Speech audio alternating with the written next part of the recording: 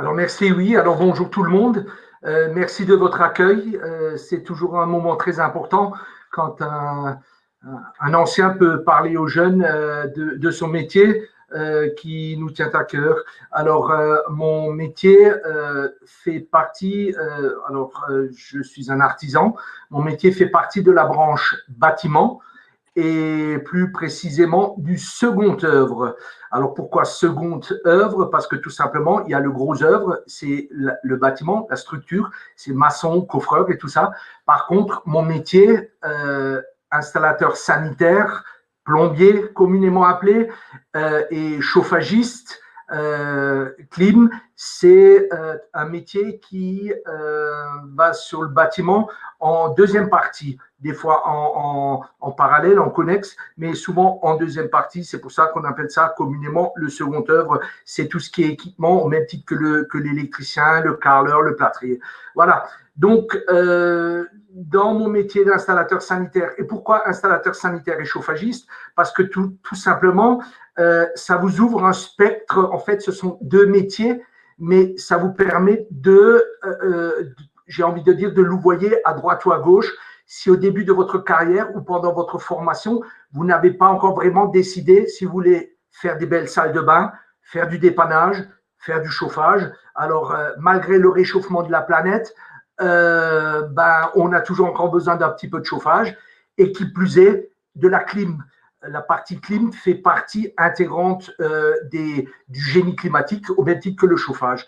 Donc, vous voyez, c'est un spectre très grand. Alors, je me présente rapidement parce qu'on n'est pas là pour moi, mais bien pour le métier. Donc, je m'appelle Christian Meyer. Moi, je suis tombé dans le métier très petit.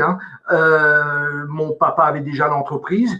Et j'ai envie de dire, moi, j'ai un peu choisi le métier par défaut et par facilité parce que tout était là, le chemin était tracé, du style tu seras plombier, mon fils. Ben oui, j'ai choisi ça et à aucun moment je le regrette.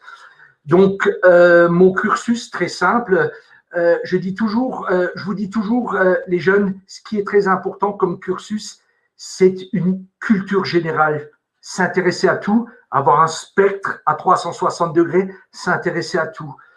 Ce qu'il faut toujours faire, ce n'est plus comme on disait dans le temps, on avait l'habitude de dire, bon, tu n'as pas grand-chose dans la tête, tu seras un bon manuel. Ben non, aujourd'hui, et depuis quelque temps déjà, il faut être vraiment bien dans sa tête et avoir une condition physique, j'ai envie de dire, somme toute normale. On n'a pas besoin de Malabar ou de Hercule. On aime bien la finesse parce qu'il y a des situations où on a besoin des petits, des fins. Voilà, tout s'y prête. Le costaud, le gros levage et tout ça, ce n'est plus d'actualité parce qu'on a des super équipements. Donc, j'ai toujours envie de dire, même si vous prenez une voie, comme le disait le président Stalter de la Chambre des métiers, une voie royale qui est l'apprentissage, vous avez toujours, à n'importe quel moment de votre cursus, de légèrement réorienter. La base étant un CAP, un bac pro, et après, brevet professionnel, BTS, pourquoi pas pour les meilleurs d'entre vous, au lieu d'avoir fait maths sup ou les grandes écoles, vous avez pris un métier manuel, mais après, vous vous redirigez à travers une passerelle vers un apprentissage d'architecte, vers la vente. Tout vous reste ouvert. Le principal, c'est d'avoir une bonne base, une connaissance de votre métier de base. C'est ce qui va faire, c'est ce qui va vous rendre crédible ou pas. Voilà. Donc, comme dit, ne pas choisir un métier manuel comme installateur sanitaire, chauffagiste ou même électricien ou carreleur par défaut, mais vraiment être proactif parce que ça vous plaît, parce que vous allez créer des choses. Voilà, donc je vais un peu me concentrer sur le métier d'installateur sanitaire. Alors, c'est quoi un installateur sanitaire? Sanitaire, le mot le dit bien, c'est tous les endroits où on utilise de l'eau, aussi bien la salle de bain que la cuisine, que les piscines, les saunas, les chaufferies collectives pour le chauffagiste, les chauffages individuels dans les bâtiments. Donc, c'est immense, c'est varié. La base étant, comme dit, toujours un CAP. Vous réussissez ce CAP, c'est une base, c'est vraiment une base. Et à ce moment-là, c'est toujours vous les décideurs de votre job. Si vous dites, bah, moi j'ai un CAP, je suis un bon monteur, je travaille chez un artisan, il me rémunère correctement, comme dit, on peut tout de suite démystifier le problème des rémunérations. Ça va d'un spectre de entrée de carrière 1100 jusqu'à 1008, 2000. Pour les plus balèzes qui vraiment font l'effort, ça peut monter jusqu'à 2005, voire plus si on est chef d'équipe ou chargé d'affaires. Mais tout au long de notre discussion, si j'ai envie de dire, je vous rappellerai toujours, mais le principal, c'est de garder la base. Alors, on revient sur le métier, installer une belle salle de bain, faire des réparations, poser de la robinetterie, poser des conduites, de l'arrivée d'eau, l'écoulement, parce que tout simplement, dans une maison d'habitation, c'est pas simplement une coquille vide. Vous avez la salle de bain, il faut amener de l'eau froide, il faut fabriquer de l'eau chaude, il faut utiliser cette eau chaude, il faut utiliser l'eau froide et après, il faut l'évacuer. Donc ça, c'est le réseau d'évacuation de la tuyauterie. C'est un peu comme de la chirurgie. Hein, au lieu d'avoir de la tuyauterie dans le corps, on a la tuyauterie dans le mur et le long des murs. Donc tout ça, ça doit respecter des règles de diamètre, de section. C'est pour ça il faut surtout garder et pousser les notions de mathématiques. Alors, quand je dis mathématiques, ma génération, on disait clairement le calcul. Hein, tout ce qui est calcul de surface, les calculs de base, division, addition, tout ça. Pour un premier niveau, la géométrie, c'est important pour les couvreurs, pour les sanitaires. Quand vous installez une baignoire, quand vous installez une douche, est-ce que dans telle et telle pièce qui a une surface de temps et temps, est-ce que je peux mettre une baignoire, un lavabo, un bidet, une douche, un WC? Donc, il y a des notions de calcul. Après, j'aime à dire, c'est pas que le calcul et la géométrie, parce qu'on a aussi un relationnel très fort, même si vous n'êtes pas encore patron à votre compte, ni chef d'équipe, vous êtes, j'ai envie de dire, l'ouvrier, même avec son CAP, c'est le premier représentant de l'entreprise, c'est le premier porte-parole de l'entreprise auprès du client. Vous travaillez dans l'intimité du client. Si vous travaillez dans la rénovation, vous travaillez chez le client. Donc, il faut avoir un peu de bagou, mais ça s'apprend. Je vais vous dire, quand j'étais plus jeune, moi j'ai maintenant 58 ans, j'étais aussi angoissé quand mon papa m'envoyait chez un client. Je disais, mais comment faire, comment communiquer? Mais tout ça, ça s'apprend, je vous le garantis. Et de toute façon, actuellement, je vous fais confiance. Les jeunes, vous êtes, c'est inné de nos jours. Nous, on était un peu plus introvertis, un peu plus timides, mais vous avez des facilités que nous, on n'a pas. Donc, ça ne doit pas être un problème. J'ai eu dire, pour avoir déjà formé pas mal d'apprentis, j'ai vu des jeunes qui sont venus au bout de, allez, j'ai même pas envie de dire un mois, mais au bout de 15 jours, on voyait déjà comme cette petite fleur qui va éclore, elle prenait de l'envergure, elle savait répondre, elle disait des choses. Je dis toujours aux jeunes, posez des questions pour apprendre, il faut piquer le travail, il faut s'intéresser. Il faut donner son avis, mais toujours dans la limite de ce qu'on sait. C'est-à-dire, il ne faut pas, il ne faut pas simplement dire je sais. Il faut rester humble. Alors, je ne sais pas, il y a des chats qui s'ouvrent. Est-ce qu'il y a, Oui. Madame Scheffer, je dois répondre à des questions déjà? Non, non. D'abord, vous présentez et puis je Voilà. vous dirai. Hein, je vous les dirai D'accord, après. ok. Ne vous inquiétez pas. Merci à vous.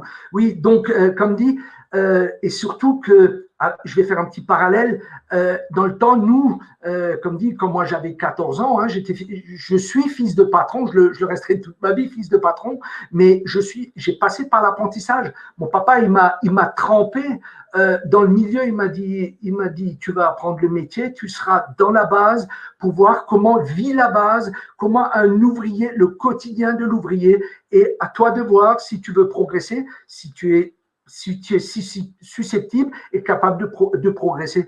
Bien sûr, le métier me plaît. Tenir un chalumeau, construire un réseau de tuyauterie, quand le travail est fini, quand le client ou la cliente ouvre le robinet, qu'il y a de l'eau chaude à la bonne température qui vient, installer un beau lavabo que les plus grands designers, je vous parlerai pour certains, si vous allez sur Google, vous voyez un designer comme Stark, Kenzo, ils font du parfum, mais ils font aussi de l'équipement sanitaire, des dessins. Donc, pouvoir installer ça avec des matériaux, somme toute, actuellement, un lavabo. Alors, je sais, les GSB, les grandes surfaces de bricolage, ils proposent du matériel.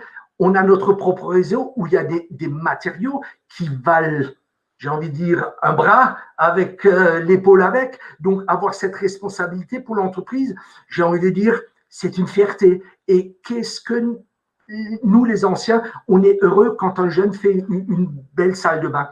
Voilà, donc c'est sûr que je ne peux pas vous promettre que le premier mois, vous allez tout de suite faire la salle de bain à l'Élysée ou à Matignon, mais vous en prendrez le chemin. Je vous donne juste encore un exemple. C'est pas un pic ce que je vous lance là. Sachez simplement que dans les grands châteaux, Chambord, Versailles, je fais un parallèle, on a les grandes fontaines. Sachez que c'est des équipes entières de plombiers, installateurs sanitaires avec cette orientation plombier qui gèrent les fontaines de Versailles. Donc, c'est vraiment technique et c'est pas simplement un petit ruisseau qui vient et ça coule dans une fontaine. C'est un métier. Il faut calculer les hauteurs manométriques, mais c'est hyper intéressant. Voilà, qu'est-ce que je peux encore dire? Le métier de chauffagiste, là, c'est pareil. Hein, ce n'est plus la pelle et le charbon. On ne remplit pas une chaudière. Ben, on a le gaz, on a le fuel, on a de la pompe à chaleur. Alors, on entend plein de choses. Actuellement, j'ai envie de dire, on n'est plus… comment dire? On parle actuellement, on parle de le fuel doit disparaître. Le gaz va aussi un peu disparaître. Oui, mais non, il ne va pas disparaître. Il va être transformé et adapté à la situation. Donc pour vous, ce n'est pas actuellement, on entend un peu parce que c'est le problème des médias qui vous disent oh, le gaz va partir, oh, qu'est-ce qui va devenir mon enfant, ça sera un chômeur. Ben non, parce que le gaz, ça va devenir du biogaz, le cercle vertueux, et là je lance un peu une passerelle envers les énergéticiens. Le biogaz, c'est tout simplement nos déchets organiques qu'on rentre dans des maturateurs, ça devient du gaz et on le réutilise. Donc, vous voyez, même si vous n'êtes pas ingénieur, vous serez quelque part un acteur de la continuité et un peu de l'écologie de notre planète. Voilà. On va passer, Monsieur Meyer, je vous propose de passer aux questions. Le temps passe vite. Pas de problème, parce que comme je vous disais, hein, sinon lundi, on y sera encore. Hein. Voilà, il y a beaucoup de questions qui nous arrivent. Donc, nous avons un jeune homme ou une jeune fille qui pose la question, c'est quoi la différence entre un CAP et un bac pro? Alors, j'ai envie de dire, historiquement, le CAP, c'est le certificat d'aptitude professionnelle. C'est ce qu'on a depuis, c'est ce que moi, avec mes 58 ans, c'est la première chose que j'ai faite. J'ai fait un CAP, c'est géré par l'Éducation nationale, certificat d'aptitude professionnelle. C'est vraiment la base de la base. Après, là, maintenant, je vais être un peu méchant, mais je m'excuserai si je dis une bêtise. Souvent, les parents, je ne dis pas les jeunes, mais les parents, ils avaient ce côté aigri de dire oh, mon fils, ma fille n'a pas de bac, mais qu'est-ce que les voisins vont dire si mon enfant n'a pas de bac et n'a qu'un vulgaire petit CAP, mais il construit des salles de bain, il construit des immeubles. Donc, dans la modernité et pour être un peu dans l'air du temps, l'Éducation nationale a dit on va faire les bacs pro. Alors, j'ai envie de dire, c'est l'étape suivante. Vous avez le CAP, c'est la base. Après, vous poussez un petit peu plus, vous faites ce bac pro. Vous aurez un titre, vous aurez un bac pro avec quelques notions un peu plus poussées. Comme je disais, le CAP, c'est vraiment le monteur. Si après vous décidez de devenir chef d'équipe, de faire un brevet technique, il faut passer par la case bac professionnel parce que c'est un peu plus pointu sur la réflexion intellectuelle. Mmh. Voilà. Le CAP, c'est 2 ans. Voilà, et le bac pro, vous rajoutez. Voilà. Et le bac pro, si on fait d'abord le CAP et après le bac pro, il faudra faire 2 ans, puis encore 2 ans. Et si on fait le bac pro tout de suite, on peut le faire en 3 ans. Tout à fait. C'est ça? Et j'ai envie de dire, ce qui a été, ça il faut le savoir aussi, si vous vous lancez dans le bac pro et pour X raisons, sur ces 3 ans, vous vous dites « Oh, marre de l'école parce que je ne tiens plus sur les bancs de l'école, je veux rentrer dans le métier. » Si vous avez fait la moitié, j'aime pas trop le dire, mais je vous donnerai après mon avis, vous aurez quelque part le CAP vous sera attribué si vous arrivez à la moitié de la formation du bac pro. Mais ne vous contentez jamais, ne vous contentez jamais. Mettez toujours le museau devant, toujours pointez, pointez, allez plus loin. L'effort n'est qu'un instant à produire. Voilà. Ok. Alors, une autre question pour vous, Monsieur Meyer. Qu'est-ce qui plaît en général à un jeune quand il s'oriente vers vos métiers de chauffagiste, d'installateur sanitaire? Qu'est-ce qu'il dit qu'il aime quand il travaille? Alors, je vais vous dire ce qu'il aime bien, c'est de bomber le torse et d'être fier du résultat. Alors, autant dans notre métier, nous avons aussi, je vais un peu parler des dépanneurs, mais imaginez-vous un client que vous ne connaissez pas, il téléphone le matin en entreprise en disant « Mon Dieu, je n'ai plus d'eau chaude, mon chauffe-eau a lâché ». Ben, si votre patron, si vous êtes réactif, vous faites le travail durant la journée parce qu'il vous confie les clés de son intérieur pendant qu'il va au travail. Il vous confie les clés, vous faites le travail parce qu'en amont, si vous êtes, comme dit, si vous êtes au-delà du CAP, vous allez là-bas voir pour diagnostiquer le problème. Vous dites, voilà, c'est à réparer, c'est à changer. Vous faites le travail, vous avez cette discussion avec le client, cet échange avec le client, pas forcément le patron, mais c'est vous le premier ambassadeur de votre entreprise. Vous lui dites, voilà, il y a ça, ça, ça à faire. Le patron, par Internet, il envoie le devis est validé, vous faites le travail, ou si vous êtes un peu plus âgé, avec un peu plus de bagages, vous confiez à votre équipe ou à votre binôme le travail, et le soir, quand le client y rentre et vous lui rendez les clés de son appart en disant, voilà, monsieur Meyer, voilà, monsieur Muller, ça marche, il y avait ça, ça, ça, c'est une fierté, vous êtes très vite, vous êtes considéré, et très vite, dans ce type de métier, ce n'est plus le nombre d'années qui fait la valeur de ce que vous savez faire. Très vite, vous êtes jugé par rapport à ce que vous savez faire. Et ça, les jeunes, ils adorent. Et après, ce qu'ils adorent, surtout quand on a des jeunes de valeur, quand l'entreprise leur confie la camionnette, c'est d'avoir une autonomie, sa camionnette, pouvoir gérer sa journée, aller chez le fournisseur, récupérer le matériel.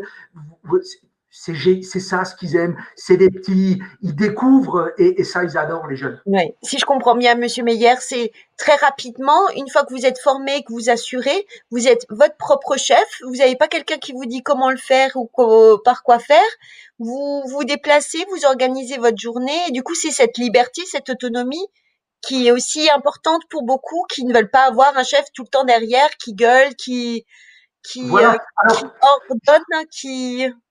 Alors, plusieurs choses. Moi, j'ai envie de dire, ça c'est une chose, un chef ne doit jamais gueuler. Oui. Un chef qui gueule, c'est un mauvais chef.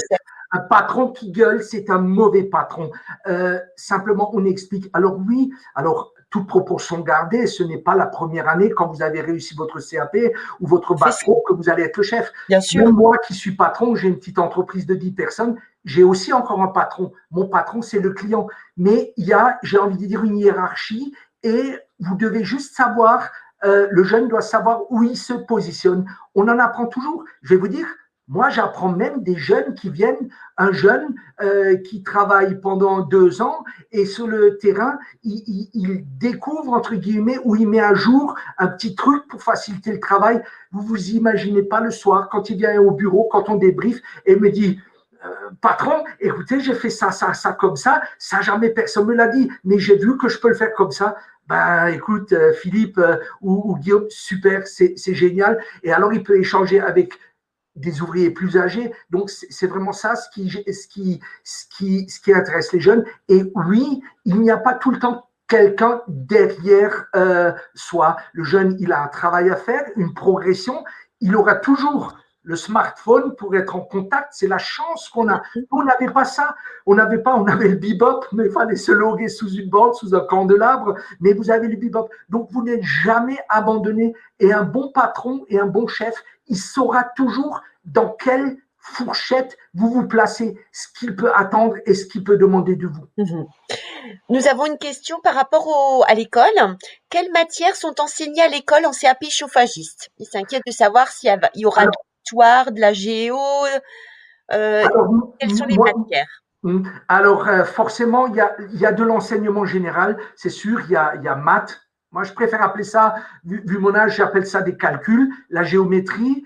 Après, vous avez du français parce que même si on a des tablettes, des correcteurs, tout, vous devez avoir, j'ai envie de dire, il faut de la culture générale. Alors, vous avez toute la matière, vous aurez forcément un peu de langue étrangère, de l'allemand ou de l'anglais, parce que forcément, on est sur la frontière. Euh, Petit aparté, vous pourrez travailler en Allemagne, vous pourrez travailler en Suisse, et là, j'ai envie de dire, si vous êtes un bon ouvrier, alors, en tant que patron, je n'ai pas envie de vous encourager d'aller ailleurs, mais sur les payes, ça fait jackpot.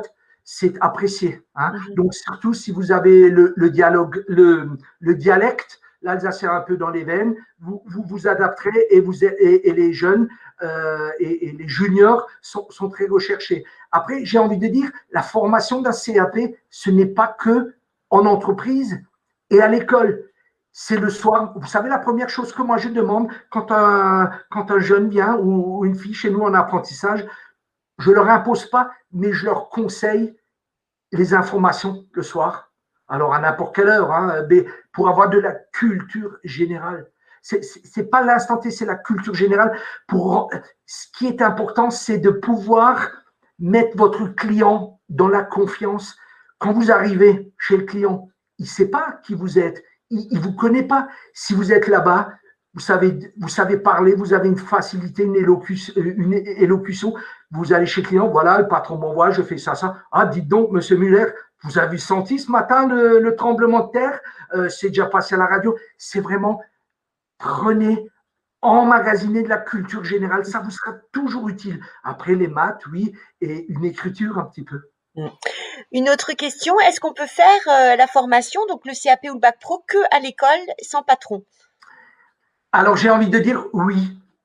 Vous pouvez actuellement, oui, vous pouvez le faire. Vous êtes alors permanent. Alors sur Haguenau, bon, c'est pas de la pub, mais c'est mon cœur il bat à Nessel parce que Xavier Nessel, c'est mon CFA de prédilection. Il y a Ilkirch, il y a Colmar, il y a des CFA. Alors j'ai envie de dire, l'avantage, si vous pouvez avoir un apprentissage, c'est-à-dire par période de un mois, je schématise, un mois aller chez un patron et 2 semaines aller en cours, ça vous permet de doucement migrer vers votre vie professionnelle, c'est-à-dire pour les plus excités, les hyperactifs comme moi, avoir toute la journée le pompon sur une chaise, c'est pas facile. Tandis que là, vous arrivez déjà à voir ce que c'est. Donc, moi, je pense que l'apprentissage, et ça vous ouvre des possibilités. Il y a nombre de patrons, quand ils ont un jeune et qui découvrent une pépite, ils font tout pour les garder. Ils font tout pour les garder. Donc, si vous arrivez déjà à voir ça. Maintenant, comme je dis toujours, et là je prends sur moi, j'ai le droit de critiquer parce que je suis un patron.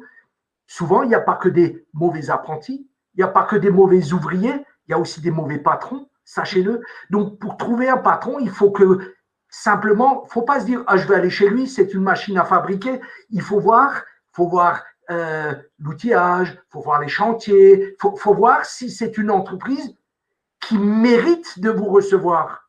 Et je pèse mes mots quand je dis ça, parce qu'un apprenti, c'est pas le jeune qui doit juste porter la caisse à outils ou qui doit juste sauter quand l'ouvrier claque des doigts ou couper les sandwichs. Donc ça, en amont, vous devez le voir. Si vous ne trouvez pas d'entreprise qui réponde à cette nécessité de vous former, j'ai envie de dire, allez en CFA et faire le CAP à l'école et vous serez formé. Parce qu'en école, vous aurez aussi la partie atelier et vous aurez alors une profondeur de vie, de métier pour trouver des stages, pour aller là et là. Vous arriverez plus facilement. Alors, c'est comme tout, il y a des jeunes qui ont plus vite la chance de trouver le patron où ça match. Après, vous avez, parce que comme j'ai dit, je ne vais pas le répéter, hein, sinon les confrères ils vont me tirer l'oreille, mais vous avez des entreprises qu'il faut aussi fuir. Voilà. De toute manière, et ça c'est valable pour pour tout le monde, vaut mieux faire des vœux sur Parcoursup si un métier vous intéresse en initial, un CAP, bac pro ou BTS en initial, plus faire les démarches en alternance parce qu'on ne sait pas si ce qui va marcher. Et au Tout moins, vous à ne serez fait, pas sans rien. tout Donc, à vaut fait. mieux faire les deux. Si vous trouvez un bon patron, une entreprise qui vaut la peine et pour lesquelles vous avez fait un essai en stage et que tout s'est bien passé, vous y allez. Et sinon, ben, vous avez au moins votre formation initiale qui vous permettra d'exercer le métier ou de faire des études plus longues après en alternance. Mm. De toute manière, il faut toujours, moi je dis qu'il faut essayer en stage aussi, que de rencontrer des personnes qui exercent le métier suffit pas. Mais faire un essai, ne serait-ce que quelques jours avec un professionnel, ça vous permet vraiment d'être sûr de vous avant de vous engager. Tout à fait. Et ceci aussi sur tout type de métier. C'est Oui, pas parce que Christian Meyer et Madame Schaffer ont une belle parole que maintenant le non. métier de plombier, il faut que vous découvrez. Et c'est pendant vos petites périodes de congé. Alors, pour faire des stages, si vous êtes actuellement en troisième, si vous trouvez un patron ou une petite entreprise qui peut vous prendre en stage pendant 3, 4 jours, une semaine, ben, vous allez à la vie de classe, je crois que ça s'appelle, et vous dites que vous voudriez, pendant les congés de Noël, je dis maintenant une bêtise, ou ces congés, ou pendant une semaine, faire une convention de stage. Ils sont votre collège vous le fera. Si personne vous le fait, sachez aussi que vous pouvez aller à la chambre des métiers et vous pouvez faire une convention. Alors pourquoi une convention? Il ne faut pas aller chez le voisin parce qu'il a une camionnette et il travaille. C'est à cause des assurances. Il faut être couvert. Oui, Donc, pas il qu'il faut arrive faire quelque une chose. convention pour que vous-même et votre patron, et là vous allez travailler, soient protégés. Donc, des conventions de stage, tout est fait pour vous faciliter, Mm. pour découvrir. Et ne vous limitez pas. Ne vous limitez, vous êtes jeune, vous êtes très jeune, vous avez la vie devant vous. Ne vous limitez pas à un stage. Faites-en, vous avez le droit de vous tromper. C'est sûr que quand vous arrivez à 58 ans comme moi, vous aurez dû choisir un métier avant, mais ne vous bloquez pas sur un truc. Il n'y a pas de honte à commencer un métier de sanitaire ou chauffagiste ou mécanicien et carreleur et au bout de 3 mois, vous dites « Ah, c'est pas trop fait pour moi parce que j'ai pas vu » et vous faites autre chose. Simplement, il y a des deadlines où il faut vous décider, c'est sûr et certain. Je vous donne juste un petit exemple, excusez-moi, moi, actuellement, j'ai un jeune avec moi. Alors, pourquoi j'ai dit jeune? Il a 33 ans. Alors oui, par rapport à moi, il est jeune. Par rapport à vous, il n'est pas jeune.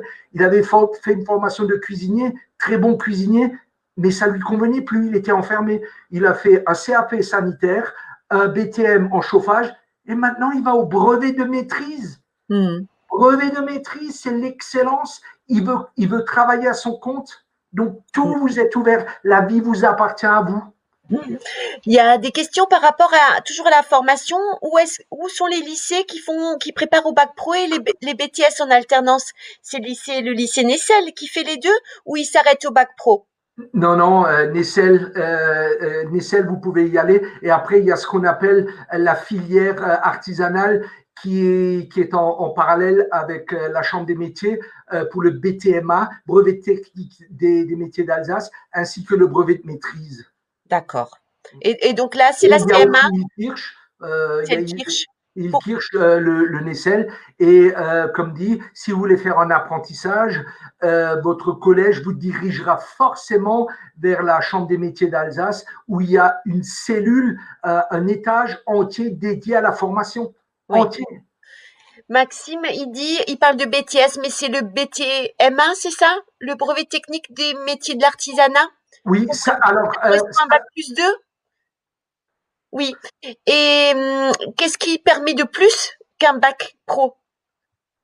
Quelqu'un qui a le BTMA, donc un bac plus 2 dans ces ben, domaines. un BTMA, chez nous, dans le métier, le BTM, hein, le A, on l'oublie un peu. Le BTM, chez nous, c'est déjà un jeune, je dirais, qui a fait son apprentissage, qui a son CAP, qui a son bac pro, qui a un peu travaillé 2 ans ou 3 ans chez son patron et en échange direct, le patron lui dit, tu sais, Maxime, j'ai envie que tu prennes un peu la responsabilité d'une équipe. Donc, le BTM, le brevet technique, on va commencer à lui apprendre à gérer 2 voire 3 personnes et un apprenti. Donc, Mhm. le BTM, c'est le jeune, c'est le junior chef d'équipe. Mhm.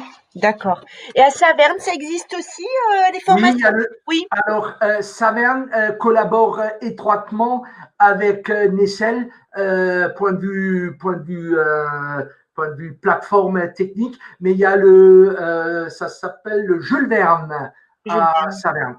Oui. Et il y a aussi une section sanitaire chauffage là-bas. D'accord. Juste une petite dernière question parce qu'il est déjà, on le C'est dépasse déjà. horrible comme le temps passe, hein. Oui.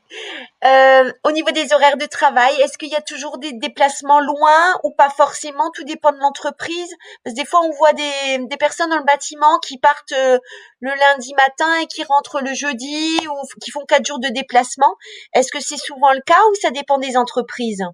Alors, forcément, ça dépend des entreprises, oui. Forcément, c'est très bien de parler ça. Si effectivement, moi, je ne conseille pas à un apprenti de rentrer déjà dans ce schéma de vie active.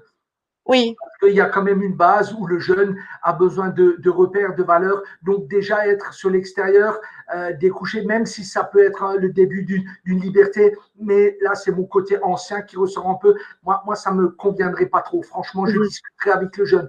Mais je vous rassure, il y a beaucoup plus d'entreprises. Il y a tellement de travail chez nous ici que la majeure partie de son activité sera sur le secteur. Alors, pareil, si vous avez un déplacement, moi, de temps en temps, je travaille beaucoup sur l'EMS, l'Eurométropole, mais de temps en temps, je suis amené à travailler sur Molsheim, un peu sur Célestat. Alors oui, le repas de midi, il est à l'extérieur. Un petit coucou, courage actuellement à nos équipes qui en bavent avec le Covid hein, pour pouvoir déjeuner avec les restos fermés. Donc, Mhm. courage à eux et merci à tous nos collaborateurs. Mais donc, ça peut le faire. Mais j'ai envie de dire, le soir, faut que le jeune, il étudie. Le jeune, il faut bien se le mettre dans la tête. Un apprenti ne doit pas faire tourner l'entreprise. Un apprenti doit apprendre dans l'entreprise. Et le soir, il doit rentrer, se reposer et assimiler, écrire ce qu'il a vu de neuf. Donc, euh, un apprenti sur l'extérieur, des longs déplacements, moi je dis halte au feu. Mm. Une toute petite dernière, vous avez 2 minutes. Euh, Est-ce que c'est facile aux filles de s'orienter vers ces métiers-là? Parce que Une de temps en fille, temps, on a la question. une fille dans notre métier, c'est génial. Oui. C'est génial parce que elle a cette touche de féminité. C'est-à-dire, moi, je dis toujours comme ça, une fille a cette facilité quand elle est devant le client ou devant un problème. Elle fait un pas à droite ou elle fait un pas à gauche et elle regarde la problématique sous un autre angle. Elle regarde la problématique sous l'angle de la finesse, de la subtilité, pour placer un lavabo, pour placer une baignoire, pour choisir le carrelage qui va avec la bonne baignoire. Elle a cette finesse de regarder différemment. Et après, la fille, chez nous, dans notre métier, elle a cette facilité d'aller vers son collègue apprenti et lui taper sur l'épaule en disant, écoute, ça, je pense qu'il faut qu'on le fasse comme ça, comme ça, comme ça, comme ça. C'est très directive et on trouve ça hyper génial. Oui. J'ai dans mes connaissances une dernière, Oui. une jeune fille qui est maintenant, elle est un tout petit peu plus jeune que moi, ben, elle a le brevet de maîtrise. Elle avait son entreprise. Après, c'était un peu plus dur parce qu'elle est devenue jeune maman, mais elle est responsable du service technique à la ville de Mulhouse de Colmar, je sais Mhm. plus. Mais Après, les filles, c'est du bonheur oui. au Après, on le travail. voit quand, comme on accompagne beaucoup de jeunes à les recherches d'apprentissage, par exemple, on voit que toutes les démarches qu'on arrive à faire avec justement ces jeunes filles n'aboutissent pas parce que même un stage est compliqué à cause des vestiaires, des toilettes séparées, des choses comme ça. Donc, on a un discours qui est des fois très positif pour attirer les jeunes filles, mais après, sur le terrain, c'est difficile de les accompagner. J'ai le droit de terminer sur une note méchante envers mes confrères. Non, non, c'est bon. Alors, je vais vous dire, les entreprises, je le dis quand même, Oui. il faudrait une fois que certains fassent un peu plus de visites dans les entreprises. Théoriquement, une entreprise doit avoir un vestiaire homme et un vestiaire féminin avec même pour des personnes handicapées, selon le cas, mais c'est un minimum de nos jours. Alors, je sais que même sur les grands chantiers, on l'a. Alors, actuellement, pour avoir déjà eu des jeunes filles en stage, il faut trouver, comme je disais, il faut trouver la bonne entreprise qui a des vestiaires équipés pour. Il ne faut pas y aller à l'aveugle. Simplement une entreprise qui n'a qu'une camionnette et une caisse à outils, pour moi, ce n'est pas une entreprise. Une entreprise doit avoir un dépôt, un atelier, un vestiaire, un réfectoire pour accueillir tout le monde. Hein, c'est clair. Mais je téléphonais à la Chambre des métiers. Ma corporation, elle est ouverte aussi. J'ai donné à votre collaboratrice un petit lien pour des filles, si vous voulez. Et là, vous avez l'adresse de la corporation. Oui. Donc, je le renote parce que je l'ai mis en début de réunion. Donc, je le rajoute pour tous ceux qui veulent avoir plus d'informations. Voilà, c'est envoyé. Et puis, je vous remercie beaucoup, Monsieur Meyer, pour tout cet enthousiasme par rapport à votre secteur d'activité, à vos métiers. On souhaite à tous ceux qui sont encore là une bonne continuation, des bons vœux, plein de réussite pour la suite. Et puis, je vous dis à très bientôt et merci d'avoir participé à cette conférence.